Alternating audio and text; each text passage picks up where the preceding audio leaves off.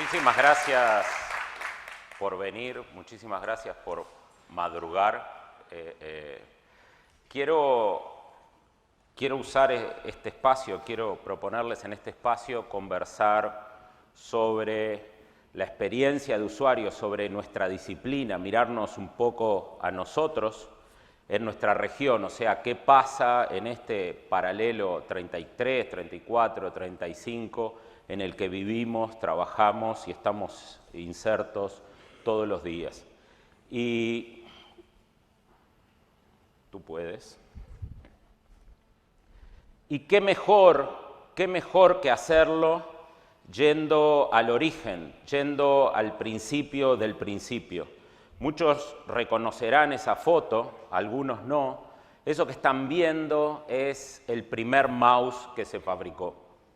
Esto es el origen, ese aparatito dio origen a nuestra profesión como la conocemos hoy.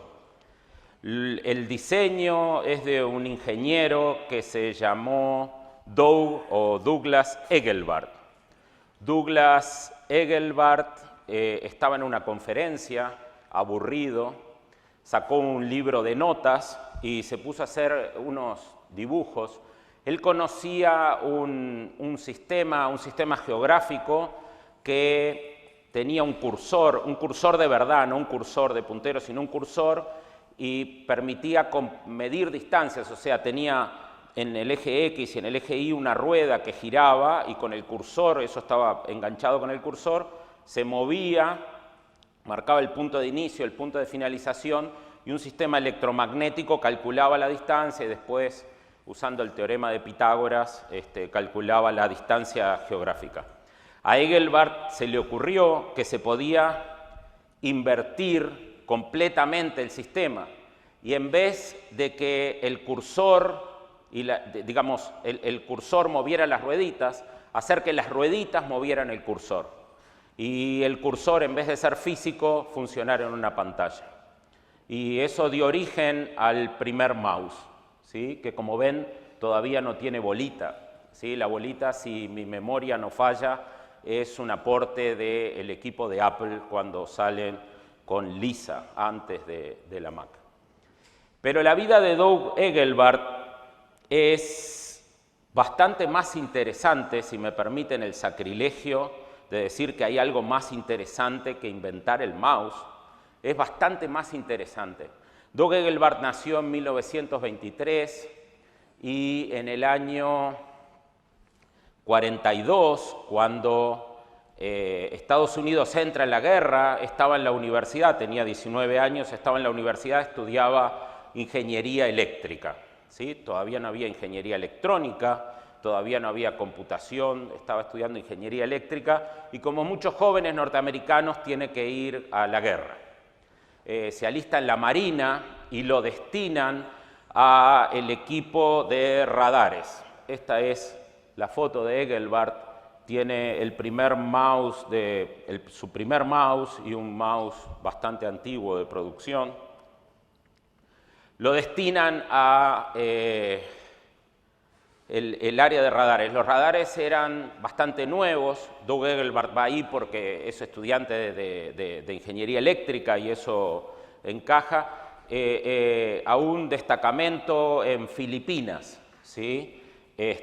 Donde, bueno, pasa toda la guerra, hay una capacitación bastante larga y después de eso vuelve a Estados Unidos, se gradúa en el 48 y en el 51 empieza a hacer un máster en ingeniería eléctrica con opción computación, o sea, con foco en el negocio, estamos hablando de la década del 50, ¿no es verdad?, con foco en la incipiente tecnología de la computación. Rápidamente se da cuenta de que lo que había aprendido en el mundo de los radares, ¿sí?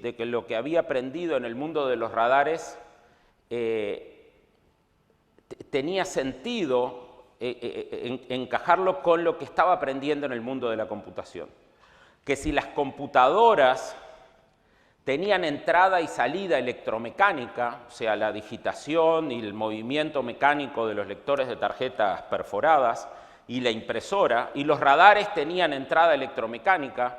Las dos tecnologías eran compatibles y se podía conectar un monitor a una computadora. En el 52, digamos, al año de haber entrado, Engelbart escribe un paper donde sienta las bases de una cosa que él llamó realidad aumentada, 1952. Los que le quieran vender realidad aumentada como una novedad, digamos, no leyeron Wikipedia.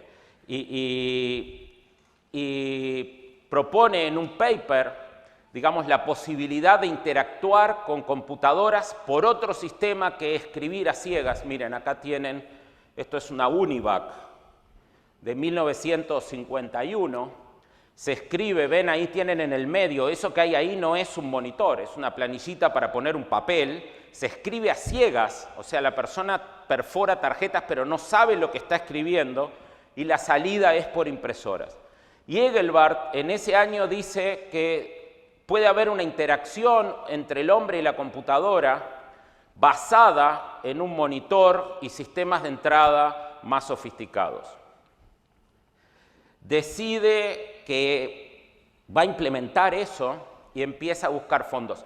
Son conscientes de la idea, ¿no? O sea, conectar un monitor a una computadora, ¿sí?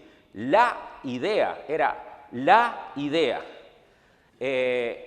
Empieza a buscar fondos y, contrariamente a lo que uno podría suponer, como dice un amigo, fracasa con todo éxito. ¿Sí? Es muy exitoso en el fracaso, fracasa durante 12 años.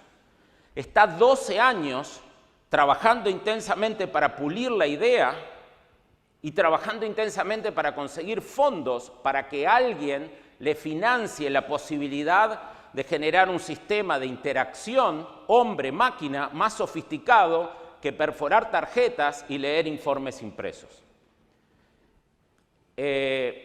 Al final consigue financiación del DARPA, del departamento que después financia Internet, es un departamento de la Marina de los Estados Unidos que financia proyectos de investigación y hace un laboratorio en Stanford, en el SRI, en el Stanford Research Institute, ¿sí? Digamos, monta un laboratorio, contrata a este señor que se llama Bill English, ¿sí? Bill English es quien, digamos, hace toda la parte de ingeniería mecánica, digamos, de bajo nivel para construir, y pasan 4 años construyendo, inventando el hardware, o sea, hacen todo cosas que no existían, inventando el hardware, inventando el software, desarrollando y formando un sistema que es ese que ven ahí, ¿sí? Que no es otra cosa que esto, que es la primer terminal interactiva. En 1968, después de haber peleado durante muchos años y de haber pasado 4 años tratando de conformar esto, Engelbart y su equipo tenían fama de excéntricos, yo creo que acá dirían de vendehumo, ¿sí? De gente que no produce nada. Les repito la idea, o sea, interactuar con una computadora de otra forma que no sea escribir a ciegas en tarjetas perforadas y leer informes impresos, ¿sí? Y deciden mostrarle lo que están haciendo al mundo o a la comunidad. Contratan un teatro un poco más pequeño que esto, invitan a la comunidad y viene una cantidad de gente a ver una demo, ¿sí? En el teatro ponen un televisor gigante, en las palabras de Engelbart, que es ese que ven ahí. Conectan una terminal digamos, esa terminal que vieron por teléfono a un mainframe de time sharing, una computadora, y hacen una demo. La gente llega, el ambiente es muy frío al inicio, porque se acuerdan que Doug Engelbart tenía fama de excéntrico, y a medida que empieza a mostrar las cosas, la gente se empieza a sorprender, empiezan a pararse a aplaudir, y termina con una ovación cerrada, absolutamente cerrada, y Doug Engelbart es colocado en el lugar que merece, prácticamente del padre de la disciplina que nosotros tenemos. Claro, en la demo mostró navegar con un cursor en vez de navegar con el teclado, comandos point and click, cambio de ventanas, ¿sí? Hoy Windows y las ventanas, por primera vez alguien veía que en la pantalla hay un contenido y con un comando del mouse se reemplaza el contenido por otro, edición colaborativa, videoconferencia, todo el paquete que conforma el modelo, el motor conceptual de las interfaces modernas. Y a mí me parece que la vida y el trabajo de Engelbart es muy interesante para nosotros y nos deja, primero es muy interesante porque, no sé, a mí me parece que el de dónde venimos es una cosa interesante per se, pero además porque nos deja unas cuantas enseñanzas sobre nuestra profesión y sobre cómo verla. La primera es que si están aburridos, saquen un bloc de notas y dibujen, ¿sí? Capaz que inventan algo productivo. Pero la segunda tiene que ver con, si me permiten, yo creo que nosotros tenemos una profesión en nuestra región bastante inmadura, ¿sí? Necesitamos que madure y tenemos una concepción inmadura de nuestra profesión, una concepción adolescente de nuestra relación con los demás. Los adolescentes tienen un par de características muy particulares, ¿sí? de esa edad, que son creer que las cosas le pasan solo a ellos y creer que no los valoran, que nadie les da corte. Si tienen hijos adolescentes, lo saben, y si no tienen hijos adolescentes, probablemente estén lo suficientemente cerca de su propia adolescencia para saberlo. Y si no, lean cualquier libro de psicología, de comportamiento adolescente y van a verificarlo, está en la tapa. Y nosotros tenemos esa visión de nuestra profesión. Creemos que no nos valoran lo suficiente y creemos que del Ecuador hacia arriba las cosas son razonablemente distintas. Y la primera enseñanza de Engelbart es que eso no es así. Desde el primer día de nuestra profesión, la idea más brillante que se les pueda ocurrir, porque digamos, cambió el mundo, es una idea que sentó las bases de los dispositivos interactivos de ahí en más. ¿Sí? Bueno, después hay madurez, nació el PC, la batalla con Mac, todo lo que ustedes quieran, pero la semilla estaba plantada. Esa idea estuvo 12 años buscando que alguien la financie. Engelbart fue, por ejemplo, a hablar con Bill Hewlett y David Packard, fundadores de Hewlett Packard, ¿sí? Que ya era una empresa enorme en esa época, y ellos eran dos ingenieros electrónicos muy, muy prestigiosos. Les dijeron que la idea le parecía interesante, pero que no le veían ningún uso comercial. Sí, ese es. O sea, y nosotros acá nos quejamos de que nuestras ideas necesitan ser empujadas y trabajar para que sean reconocidas. Entonces, la primera enseñanza es que desde el primer día nuestra profesión es así y muy probablemente sea así hasta el último de los días. La segunda enseñanza es que el problema está de nuestro lado. O sea, en ningún momento dejó de empujar para mejorar la idea, mejorar el modelo. De hecho, yo, digamos, invertí los tiempos. El mouse está en el medio, ¿sí? Pero el proceso es un proceso en el que Engelbart permanentemente trabaja para concebir el sistema. Primero conectar el monitor, después agregar un puntero, después la edición colectiva, digamos, y conforma el sistema conceptual durante los 12 años en los que está buscando fondos. Nunca, no hay ninguna traba, ningún muro, ninguna pared, ningún obstáculo que lo frena en ningún momento. Él está convencido de que lo que tiene que hacer es eso y no hay nada que lo vaya a detener. Esa es la segunda enseñanza. Y la tercera es que el reconocimiento viene con la excelencia.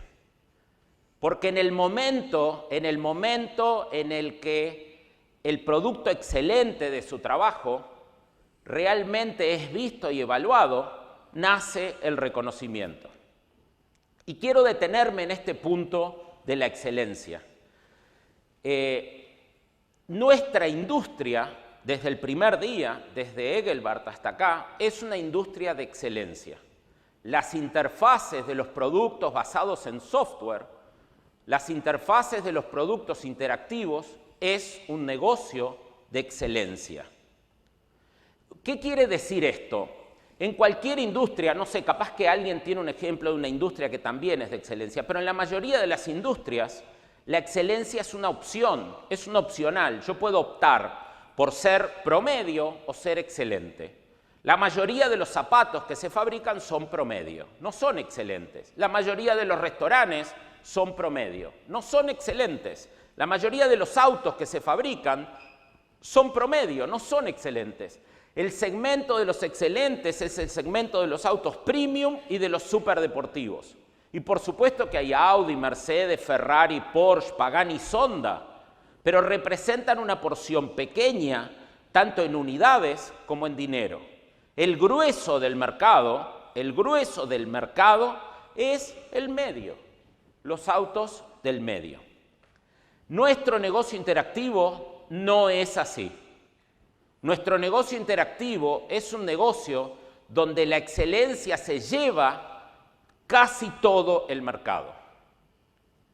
Miren, Microsoft tiene un producto para, no sé si lo conocen, sirve para escribir, para hacer cálculos en una planilla, para hacer presentaciones, se llama Office. Hace 30 años que reina como un zar en el mundo de las aplicaciones de escritorio, sin conseguir un solo competidor que le haga cosquillas en su penetración de mercado. Es una historia abierta y hay una serie de productos y de acá para adelante veremos qué pasa. Pero es excelente, es excelente. ¿Qué quiere decir que es excelente? Quiere decir que está por encima, sensiblemente por encima de la experiencia usuario promedio que producen los otros productos. Y ha dominado el mercado y ha significado una fuente de ingresos infinita para Microsoft. Microsoft tiene también un buscador que se llama Bing.com. Bing es muy bueno, pero muy bueno. Ustedes probablemente no lo usen, pero debe de haber alguno acá que trabajó en un proyecto de búsqueda serio, usando SolR o cualquier otro motor. Y si pasó eso, si tuvieron que resolver búsquedas en un universo de un par de millones, 3, 4, 5 millones de documentos, entonces saben lo que les digo. Bing hace cosas increíbles y es muy bueno, pero no es excelente. Excelente es Google.com. Eso lo sabe cualquiera. Y Google.com es imbatible, tiene todo. Bing.com, digamos, la situación de los demás con respecto a Office es la situación de Bing.com con respecto a Google.com. No alcanza ni para ser calificado de competidor. Es muy duro, pero es así. Eso es un mercado de excelencia. Google tiene más productos excelentes. Por ejemplo, tiene un sistema de correo electrónico que se llama Gmail. Gmail nació en un mercado consolidado que parecía de piedra, ¿sí? Estaba Yahoo, estaba MSN, estaba Hotmail y Microsoft y el proyecto Live en curso, y había América Online en el mercado americano. Era un mercado que se veía maduro, y nació Gmail y se los digirió. ¿Sí? Es un proceso les pasó por arriba y les sigue pasando por arriba. Eso es lo que está pasando en este momento. La penetración de Gmail. ¿Quieren saber la penetración de Gmail? Agarren sus listas de distribución de correo, sus contactos, saquen todos los correos corporativos, ¿sí? Los .com.ar, y miren los correos y van a ver la proporción de Gmail. ¿Por qué? Porque es excelente. Gmail fue el primer proyecto de envergadura que usó Ajax. Si ustedes estuvieron en el lanzamiento de Gmail, deben de haber compartido con lo que me pasó a mí, que nos juntamos con unos amigos porque no entendíamos cómo hacían para hacer las cosas tan rápido. Porque tú apretabas enviar y se cargaba una página antes. Y con Gmail tú apretabas enviar y aparecía un cartelito amarillo que decía su correo ya ha sido enviado. ¿Cómo hacen? Usan Ajax. Ahí dije, Ajax. ¿Sí? Ahora es una virtud. En Gmail lo inventaron de alguna manera o lo pusieron en práctica. Google, a su vez, tiene una red social que si no la usan o no la conocen se llama Google Plus o Google+. Y Google+ es buenísima, es muy buena, ¿sí? Es elegante, es fácil de usar, tiene círculos para organizar a tus contactos, es aparentemente súper comprensible, ¿sí? Eso es Google+, pero no es excelente, todos sabemos, excelente es Facebook. Tiene todo, o sea, la misma situación que tiene Microsoft con respecto a Google, la tiene Google con respecto a Facebook. Y después hay un producto que a mí me resulta absolutamente fascinante porque no conozco competidores. Es un producto que no solo es excelente en la interacción, sino que es absolutamente excelente en el modelo de negocios, que se llama Wikipedia. No conozco a nadie en el mundo que intente, ni siquiera que intente desafiar la posición, la situación que tiene Wikipedia. Entonces, nuestro negocio es un negocio de excelencia. Eso quiere decir que el excelente se queda con todo y los demás solo con las migas que se caen del plato. Nosotros tenemos que asumir esta enseñanza y entender que si queremos construir una profesión que sea reconocida, tenemos obligatoriamente que hacer un compromiso con la excelencia y preguntarnos si los productos que hacemos son excelentes.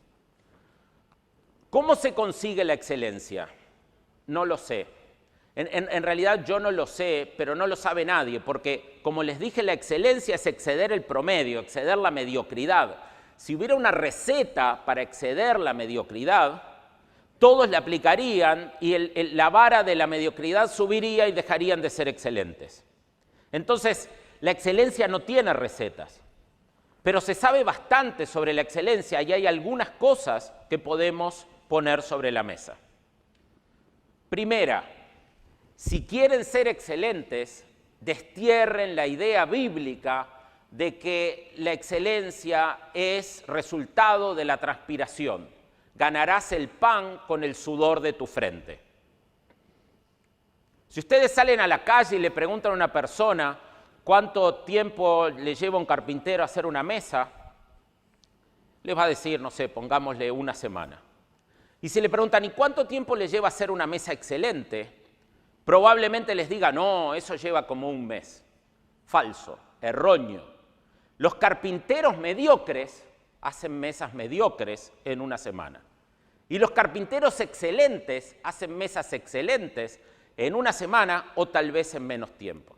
Porque la excelencia no es resultado ni de la calidad del trabajo, ni de la cantidad del trabajo, ni de la intensidad del trabajo. Es resultado de la calidad del trabajo.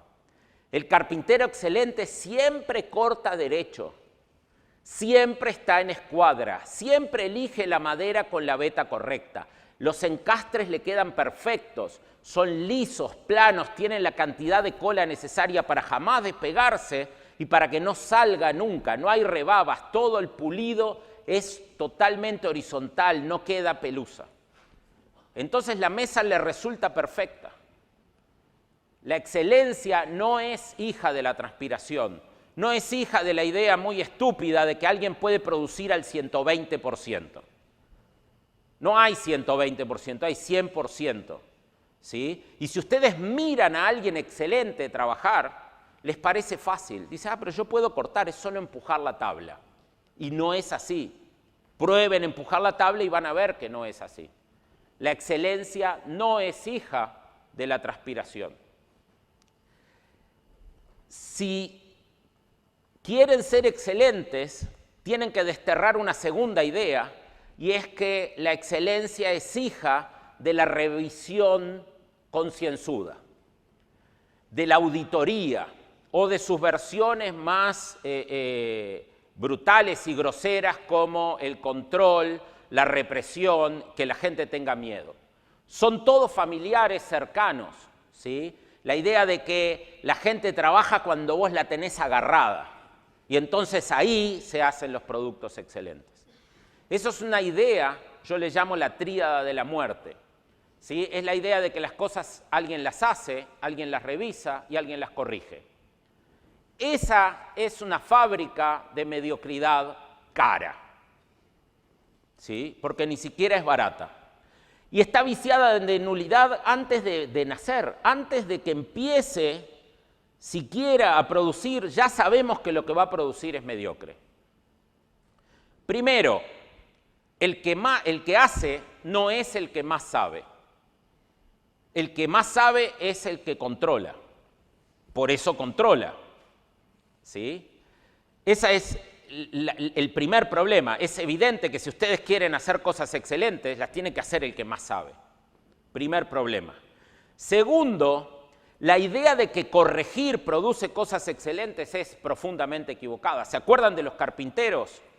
El carpintero excelente siempre corta derecho y siempre corta escuadra.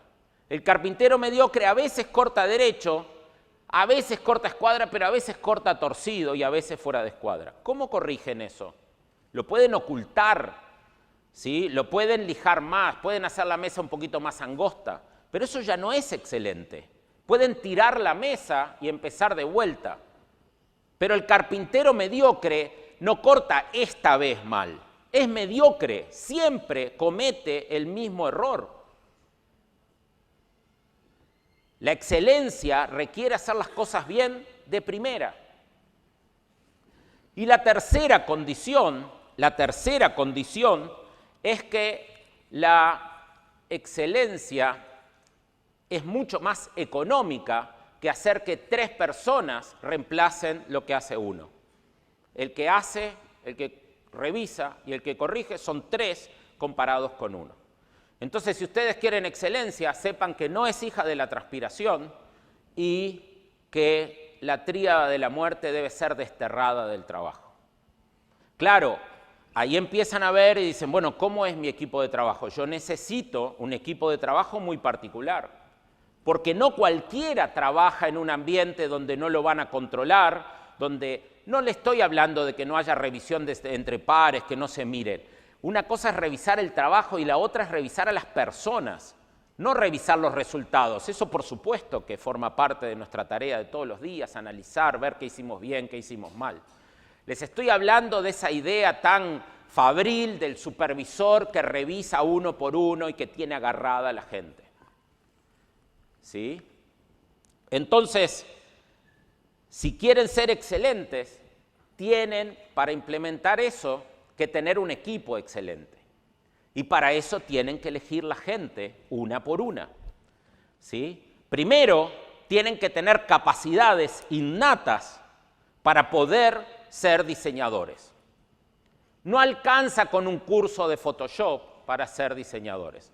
Andrés, que trabaja conmigo en Concreta, que está sentado por ahí, le llama choferes de mouse. A mí me encanta y me apropié de la expresión, si quieren, úsenla. Dice, este señor es chofer de mouse. No diseña nada, usa Photoshop.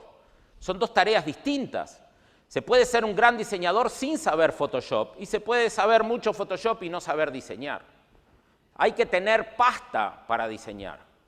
Y después hay que tener la actitud necesaria para trabajar en un equipo donde tenés que hacer las cosas bien de primera sin que nadie esté arriba tuyo presionándote para que las hagas. Eso requiere una actitud, requiere una pasión por la tarea, que si no está presente no va a haber nada que lo reemplace. Van a terminar haciendo, revisando, corrigiendo, haciendo, revisando, corrigiendo, fabricando en ciclo mediocridad. Entonces, si quieren un equipo excelente, empiecen por seleccionar gente que tiene potencial para ser excelente. Si quieren ser excelentes, el segundo paso con su equipo es estudiar. Estudiar.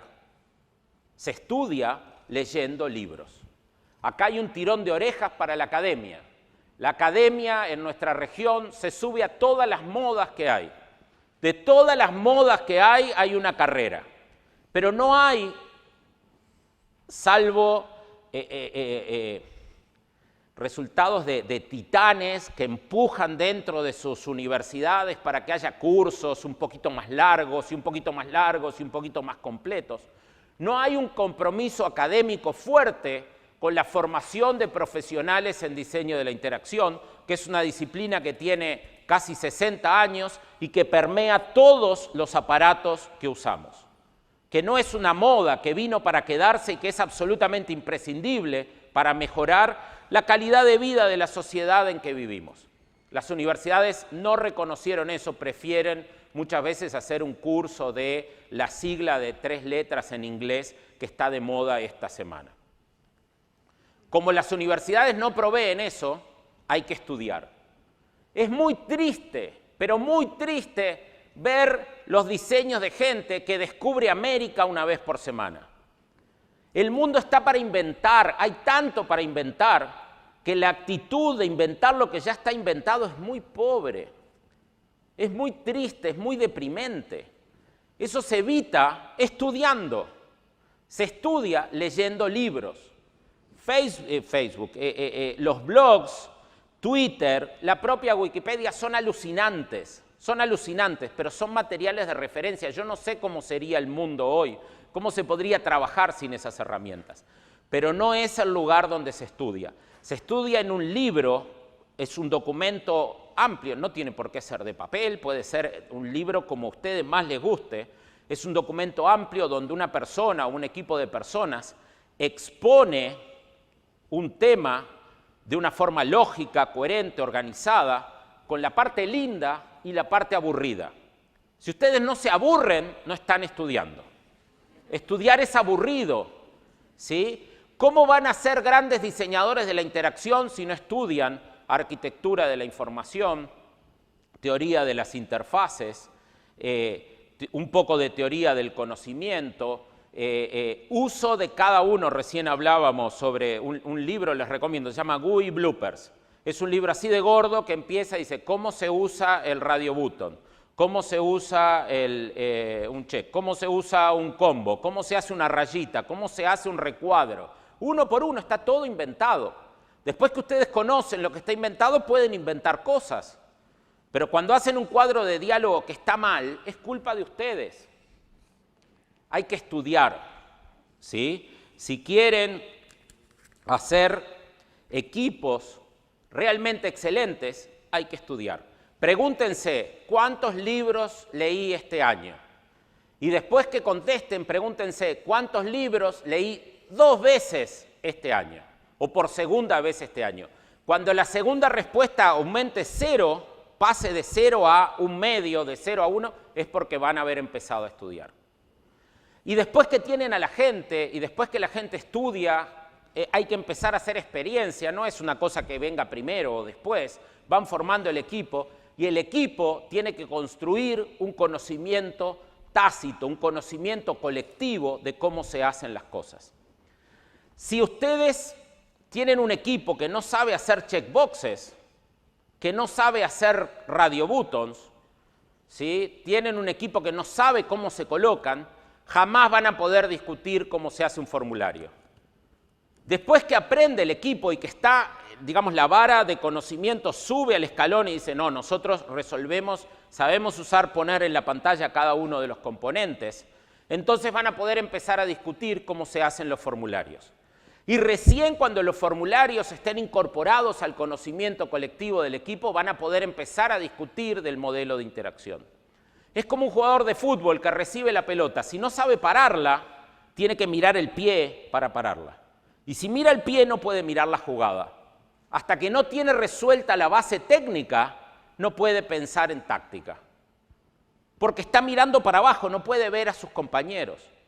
Nuestra profesión es exactamente igual. Si ustedes no tienen un equipo que tiene resueltas las básicas, tiene que discutir esos problemas.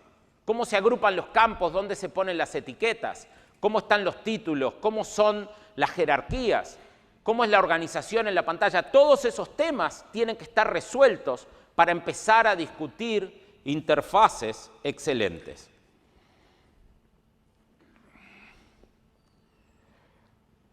Déjenme redondear o terminar con una imagen. Este dibujo es de Joaquín Torres García. Torres García es un maestro constructivista uruguayo. Hizo su obra entre el 20 y el 60 más o menos. Y se llama, el dibujo Nuestro Norte es el Sur. Y de ahí vienen los 34 grados 41 minutos, que no es otra que la latitud de Montevideo, la capital más austral de Sudamérica. Creo que la enseñanza de Engelbart y el foco en la excelencia nos permite plantearnos la situación de nuestra profesión hoy en día.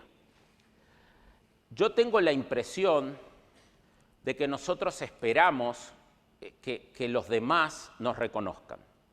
Y me parece que en ese análisis, que si ustedes estuvieron en el evento, lo vieron en las charlas, y es muy importante, es cierto, hay que conseguir estrategias para entrar en las organizaciones, para conseguir respeto. Pero necesitamos agregarle un implemento que yo no vi en ninguna de las charlas, que es la pregunta de si realmente el producto de nuestro trabajo vale lo que nos pagan.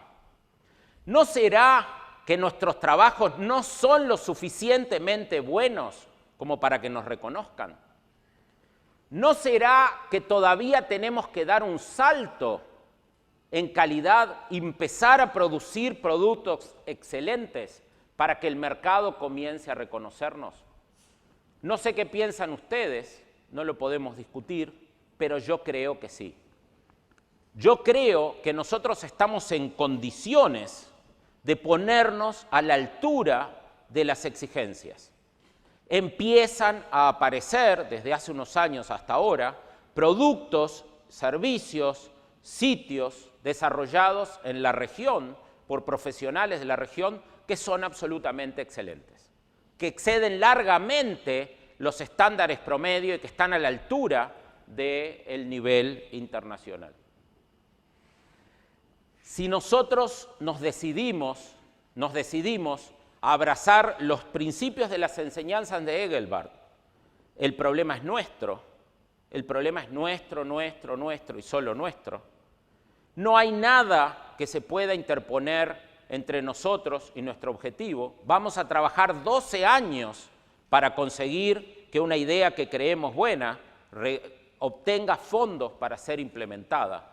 Y si abrazamos sinceramente la excelencia, vamos a dejar de cumplir ese rol de usuarios e intérpretes de cosas que hacen en otro lado. Vamos a aprender, a conocer, a saber y a entender por qué algunas son buenas y son malas. Y vamos a poner nuestra profesión a la altura de cualquier país del mundo. Vamos a hablar de igual a igual con los diseñadores de la interacción y profesionales de experiencia de usuario de cualquier parte del mundo. Y ¿por qué no? Tal vez vamos a presentar nuestros productos en una conferencia y la gente se va a parar a aplaudirnos. Muchísimas gracias.